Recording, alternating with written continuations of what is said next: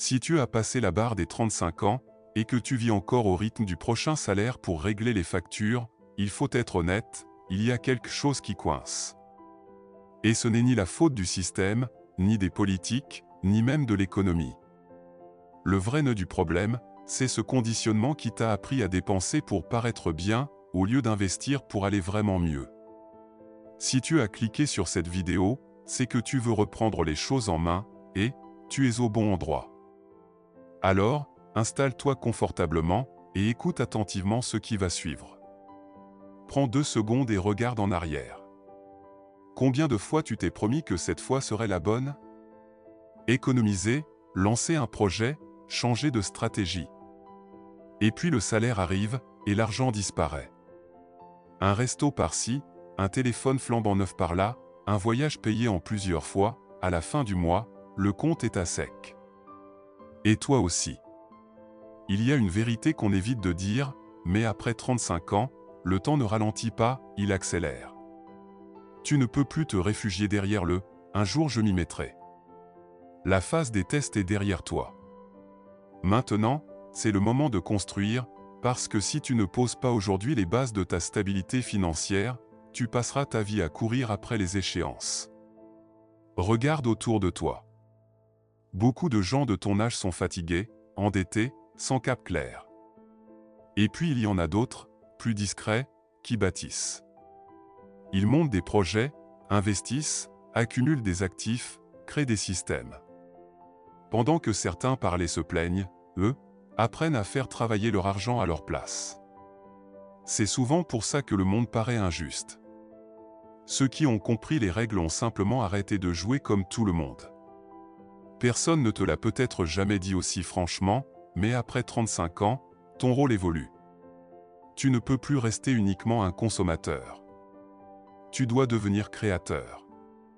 Le consommateur dépense ce qu'il gagne, le créateur transforme ce qu'il gagne en quelque chose qui continue de rapporter, encore et encore. Voilà ce qui sépare ceux qui avancent en âge avec de l'air dans les poumons, de ceux qui vieillissent sous pression. La différence n'est pas d'avoir des millions sur un compte, mais d'avoir le choix.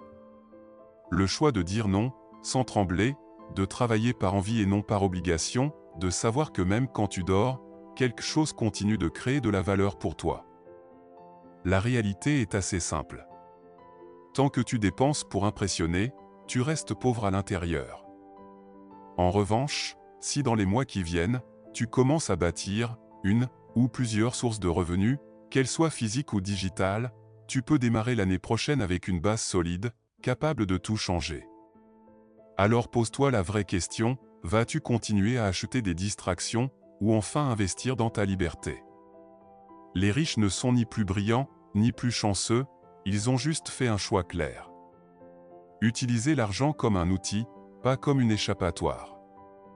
Et ce choix, il se fait maintenant, pas plus tard. Parlons justement de ceux qui te freinent sans faire de bruit.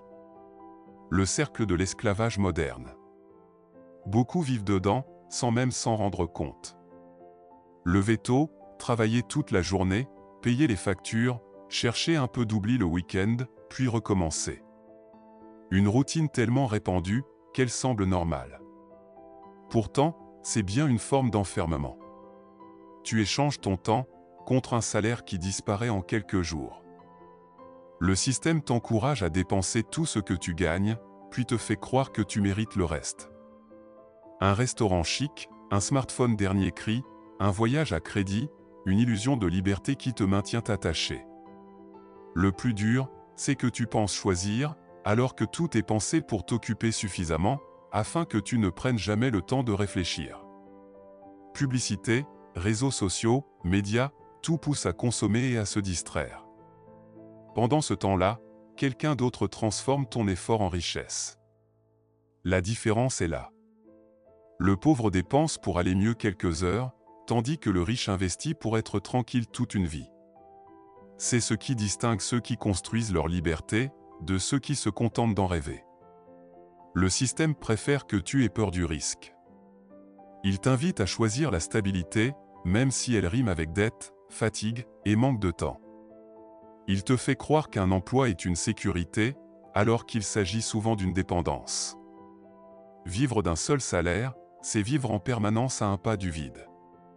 La liberté commence le jour où tu comprends que tu n'as besoin de l'autorisation de personne pour créer quelque chose qui t'appartient. Un petit business, un revenu complémentaire, un projet qui grandit discrètement. Ce sont autant de façons de desserrer les chaînes. Ce qui te bloque n'est pas l'absence d'argent, mais l'absence de vision. On t'a appris à dépenser ce que tu gagnes, jamais à faire fructifier ce qu'il en reste. Et pendant que tu fais ça, le temps passe. Tu échanges ta jeunesse contre des factures, jusqu'au jour où tu réalises que tu as consacré tes meilleures années à construire le rêve de quelqu'un d'autre. Le plus triste, beaucoup ne s'en rendent jamais compte. Ils s'habituent à la fatigue, se calment avec de petites récompenses et appellent à vivre. Mais toi, tu peux encore changer la trajectoire. Tout commence par une seule décision, arrêter de dépenser pour te soulager et commencer à investir pour te transformer. Il ne s'agit pas de travailler plus, mais de travailler mieux. Pendant que le monde t'apprend à consommer, ceux qui réussissent apprennent à posséder. Maintenant que tu vois clairement comment ce mécanisme te retient, il est temps de faire le premier vrai geste pour en sortir. Et tout commence dans la tête. Parce que le changement profond ne démarre jamais avec de l'argent, il démarre avec un état d'esprit. La première prise de conscience est simple, mais souvent inconfortable, personne ne viendra te sauver. Ni l'État, ni ton patron, ni un coup de chance tombé du ciel. La seule personne qui peut réellement changer ton avenir, c'est toi. Là où beaucoup passent leur temps à accuser le système, d'autres prennent le temps de l'étudier. Là où certains se plaignent des crises, d'autres apprennent à en tirer parti.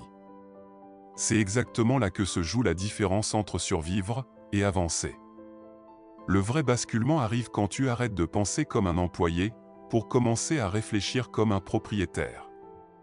L'employé voit son salaire comme un aboutissement. Le propriétaire le voit comme du carburant à réinjecter. L'un dépense ce qu'il reste, l'autre s'organise pour qu'il reste quelque chose à faire fructifier. À partir de là, les obstacles changent de visage. Un loyer trop élevé peut devenir une opportunité, si tu apprends à exploiter un espace autrement. Ton temps libre peut se transformer en service, en contenu, en activité simple, mais rentable.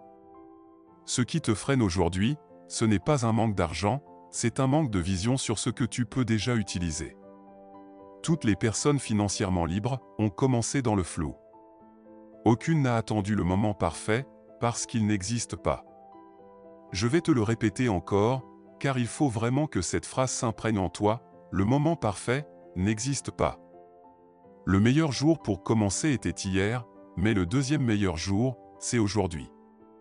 Elles ont démarré avec ce qu'elles avaient, là où elles étaient, et elles ont appris en chemin. Les grands entrepreneurs n'avaient pas toutes les cartes en main. Ils avaient une décision ferme, ne plus faire marche arrière.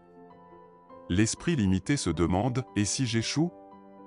L'esprit tourné vers l'abondance se demande « et si ça fonctionne ?» Pendant que certains restent figés par la peur, d'autres avancent malgré elle. Et c'est pour ça qu'ils vont plus loin. Le déclic arrive quand tu comprends que chaque euro peut, soit te rapprocher de ta liberté, soit t'enfoncer un peu plus dans la dépendance. Tout dépend de ce que tu en fais. Tu peux acheter un plaisir immédiat, ou planter une graine qui produira des fruits. Dépenser sur l'impulsion, c'est vivre dans l'émotion. Investir avec intention, c'est vivre dans les résultats. Ton premier pas sera peut-être petit. Un projet modeste, une revente, un produit numérique, un service à proposer, peu importe. Ce qui compte, ce n'est pas l'ampleur du pas, c'est sa direction. Avancer d'1 mètre par jour, c'est parcourir des kilomètres en 1 an, pendant que d'autres restent immobiles. Quand ce changement intérieur s'installe, l'argent cesse d'être une source de stress et devient un outil. Tu ne travailles plus pour lui, c'est lui qui commence à travailler pour toi. L'angoisse de la fin du mois laisse place à la satisfaction de voir grandir ce que tu as semé. Tu n'as pas besoin d'être exceptionnel. Tu as juste besoin d'arrêter d'être spectateur de ta propre vie. Et le meilleur moment pour le faire, c'est maintenant. Une fois l'esprit aligné, il faut parler de ce qui change vraiment les règles du jeu, multiplier les sources de revenus. C'est là que la peur recule et que la liberté commence. Dépendre d'une seule source, c'est comme avancer sur une seule jambe, la moindre secousse te fait tomber. Un licenciement, une crise, un problème de santé, et tout peut s'écrouler. Ceux qui ont compris la vraie sécurité financière savent que ce n'est pas gagner plus qui protège, mais faire circuler l'argent à travers plusieurs canaux. Là où le salarié attend la fin du mois, l'entrepreneur reçoit des flux réguliers venus de différentes sources. Et c'est précisément là que naît la tranquillité d'esprit. Quand ton argent provient de plusieurs endroits, la peur recule naturellement. Imagine un instant que tu aies 2 ou 3 revenus qui tournent en parallèle, même modestes, ta vie ne serait-elle pas plus légère? L'un pourrait venir d'une activité simple et concrète, une revente, un service, un produit. Un autre pourrait être numérique, quelque chose que tu crées une fois et qui continue de se vendre sans ta présence constante. Avec le temps, ces revenus s'additionnent, évoluent, se renforcent entre eux et finissent par former un véritable système. C'est là que tout change, tu ne raisonnes plus en « combien je gagne par mois », mais en « combien de systèmes travaillent pour moi ». Pendant que tu dors, voyages ou prends une pause, l'argent continue de circuler. Et il y a peu de choses aussi satisfaisantes que de voir ton effort produire des résultats, même quand tu n'es pas là. Mais pour en arriver là, il faut accepter de commencer petit. Tu n'as pas besoin de tout quitter. Commence par tester une idée le week-end, vendre quelque chose en ligne, proposer un service. Le jour où tu verras tomber ce premier revenu supplémentaire, même minime, tu comprendras ce qu'est le vrai pouvoir. Pas à cause du montant, mais à cause du principe, savoir que ta survie ne dépend plus d'une seule source.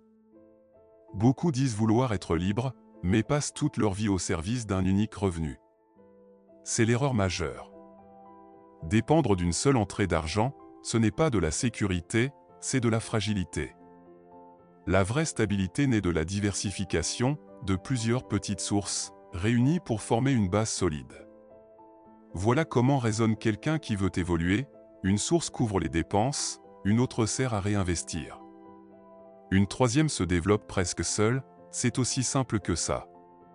Le jeu change le jour où tu arrêtes de voir l'argent comme une fin et que tu commences à le voir comme un carburant pour créer d'autres revenus. Tu comprends alors une chose essentielle, l'argent est un employé. Il est censé travailler pour toi, pas l'inverse. Et le meilleur moment pour démarrer, c'est maintenant. Pendant que d'autres doutent, se plaignent ou dépensent sans réfléchir, certains construisent et ceux-là récolteront demain. Ceux qui attendent le moment parfait risquent d'attendre toute leur vie.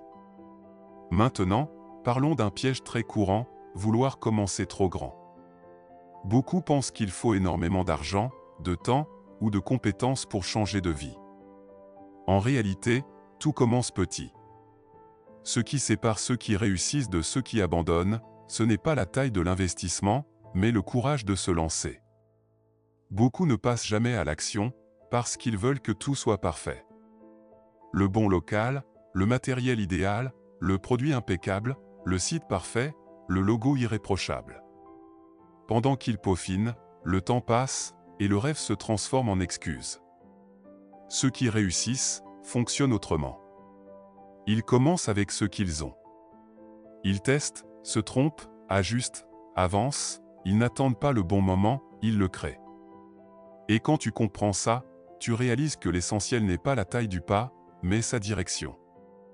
Beaucoup de personnes aujourd'hui très à l'aise financièrement ont commencé avec quelque chose de simple, un service, un produit, une activité locale, un contenu en ligne, une chaîne ou une page sur les réseaux.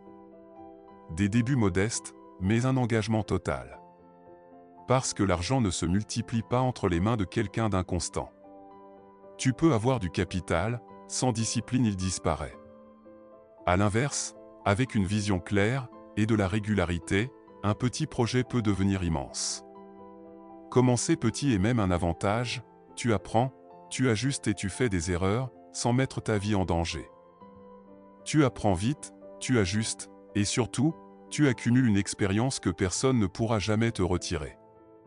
Puis, quand ton premier projet commence à fonctionner, tu réinvestis.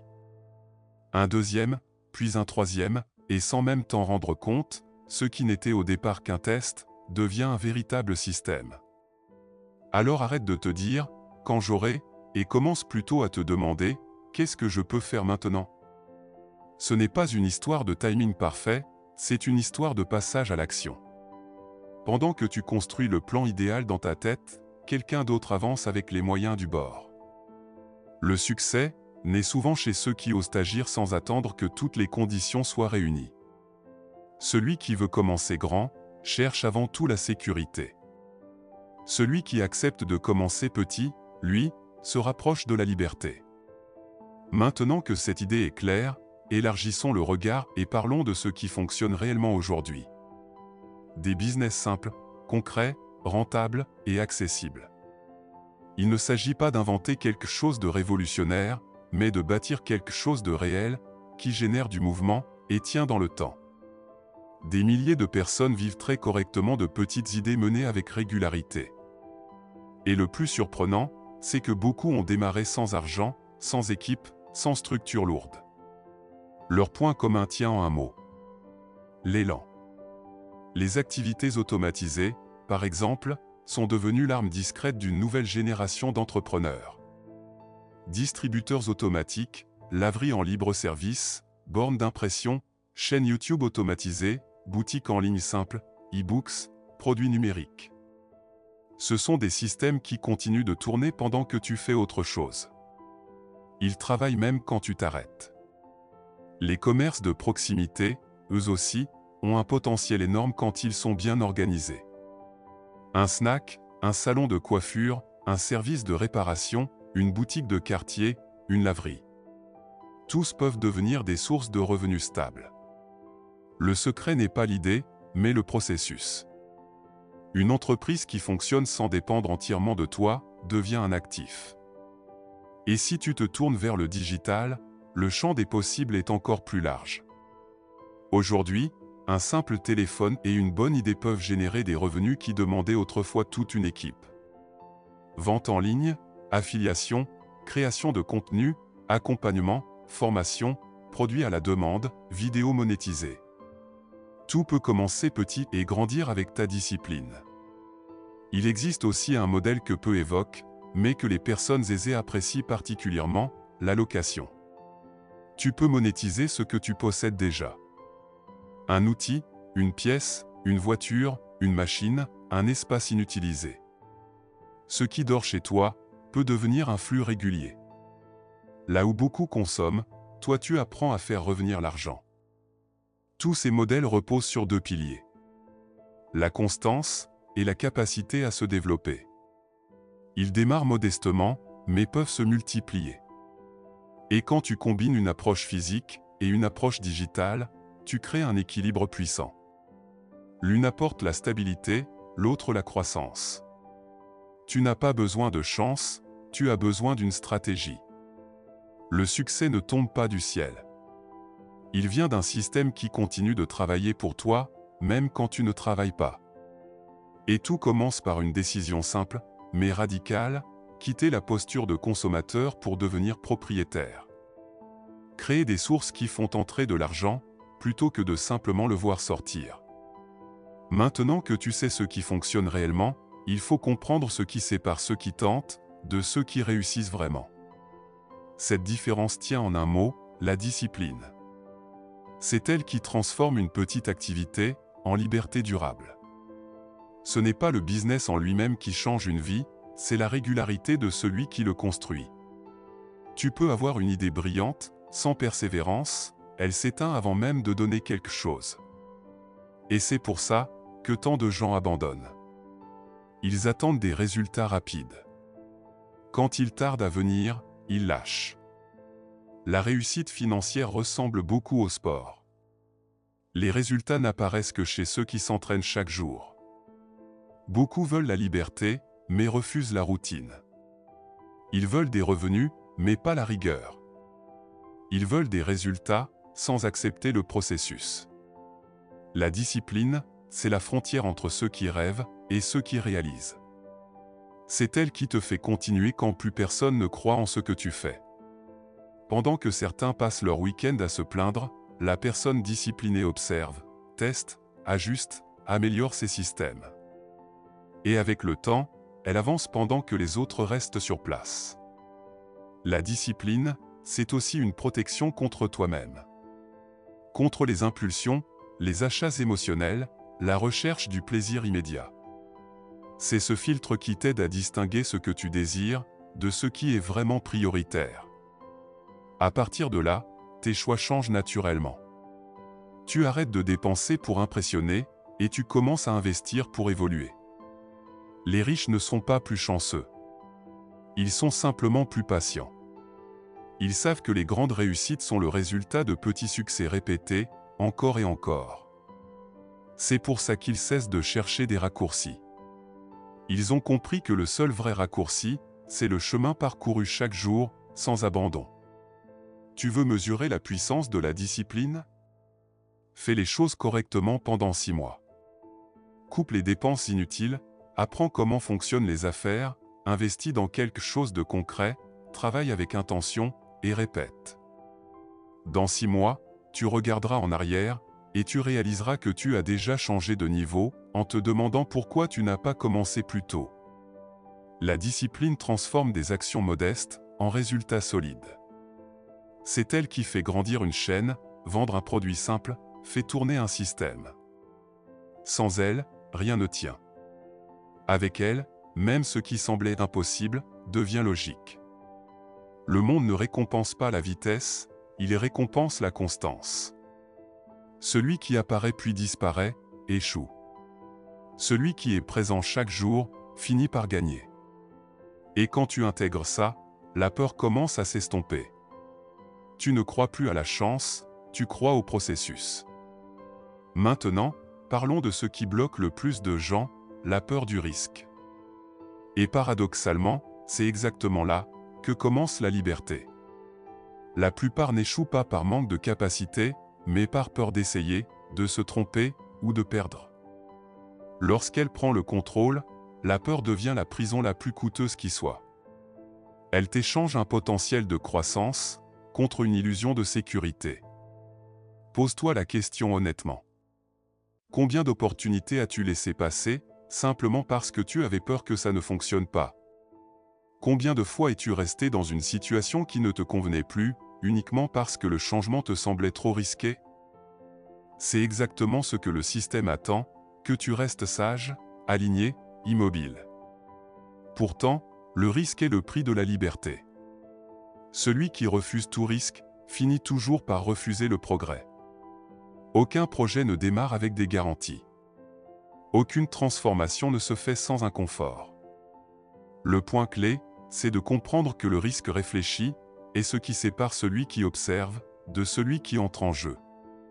Les personnes financièrement libres ne sont pas inconscientes. Elles ont simplement appris à avancer, malgré la peur. Elles savent que même si tout ne se passe pas comme prévu, il leur restera toujours quelque chose de précieux, l'expérience. Et cette expérience vaut souvent bien plus que l'argent gagné ou perdu, parce que celui qui apprend à tomber, apprend aussi à se relever plus vite. À l'inverse, ceux qui fuient le risque s'enferment peu à peu dans une routine rassurante en apparence, mais épuisante sur la durée. 30 ans au même endroit, la peur de changer, puis le constat tardif d'avoir vieilli, sans vraiment avoir vécu.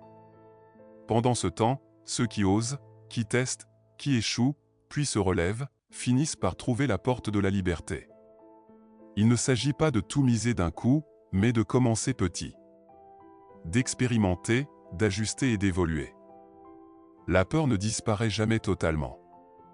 La vraie question est simple, est-ce qu'elle dirige tes choix, ou est-ce qu'elle reste en arrière-plan pendant que tu poursuis tes rêves? Le risque est le prix d'entrée d'une vie qui a du sens. Et ceux qui l'acceptent découvrent une vérité essentielle, le véritable échec n'est pas de perdre de l'argent, mais de perdre des années à avoir peur d'essayer. Quand tu fais le premier pas, tu réalises souvent que la peur n'était qu'une ombre. Et derrière elle, se trouve ce que beaucoup cherchent toute leur vie, du temps, de la paix intérieure et de l'autonomie. Maintenant que le rôle du risque est clair, passons au concret. Mettons en place un plan simple, pour enclencher ce changement dès aujourd'hui. Comprendre le système sans en sortir ne sert à rien. La seule différence entre ceux qui transforment leur vie et ceux qui regardent, c'est le mouvement. Et le tien commence maintenant. Première étape, éliminer ce qui te sabote. Observe où part ton argent. Livraisons répétées, achats inutiles, abonnements superflus, dépenses faites pour compenser la fatigue. Ce sont des fuites d'énergie. Chaque euro gaspillé, c'est une brique en moins dans la construction de ta liberté. La règle est simple, arrête de financer tes distractions. Deuxième étape, mettre de côté une part de ton revenu pour créer. Pas besoin que ce soit énorme. Commence avec ce que tu peux, mais commence. Cet argent n'est pas une dépense, c'est un investissement. C'est le carburant de ton premier projet, la graine de ta nouvelle trajectoire.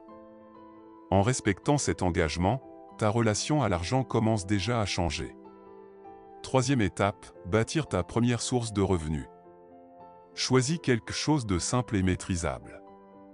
Un produit numérique, un service, de la revente en ligne, une activité automatisée, une machine, une petite entreprise locale, l'essentiel est que cela puisse fonctionner, sans dépendre entièrement de toi. Tu ne crées pas juste un business, tu construis ton indépendance. Quatrième étape, réinvestir ce que le système génère. Ne te précipite pas pour dépenser ce qui commence à rentrer. Renforce les fondations, laisse le projet grandir, multiplie progressivement les sources. C'est ainsi que résonnent ceux qui bâtissent sur le long terme. Ils créent des actifs, pas des récompenses éphémères. Cinquième étape, la plus importante, continuer à apprendre. Forme-toi, observe le marché, échange avec ceux qui ont déjà avancé. Chaque jour est une occasion d'ajuster ta direction. Celui qui cherche la connaissance crée de la prévisibilité, et la prévisibilité, c'est du pouvoir. En 6 mois, ta vie peut déjà être méconnaissable. Plus de calme, plus de contrôle, plus de clarté. Mais seulement si tu commences maintenant. Le temps passera de toute façon. La seule vraie question, c'est, à la fin de l'année, regarderas-tu en arrière avec fierté ou avec regret? Et maintenant que tu as ce plan entre les mains, il est temps de comprendre ce qui soutient vraiment toute transformation durable, la vision du futur. Ferme les yeux un instant. Imagine arriver à la fin de l'année et réaliser que pour la première fois, ta vie a réellement bougé. Tes factures sont réglées. Il te reste de l'argent sur le compte et 2 activités sont en place.